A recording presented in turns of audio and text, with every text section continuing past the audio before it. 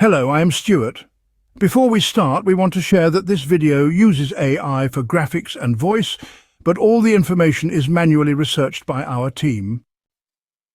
Here in the video, we will share the details for the Yousician error code 50005. The error reads, "Oops, something went wrong. An active Google Play subscription exists on another Yousician account. If the problem persists, please contact us via the Support tab in the Settings menu." As per our research, the error comes when users try to resubscribe to Yousician after letting their previous subscription expire. Even though they use the same account, the system still detects an active Google Play subscription on another account and shows the error. To deal with the error first, try restoring your subscription.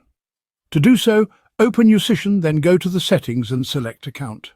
Then select Restore Subscription and check if this resolves the issue.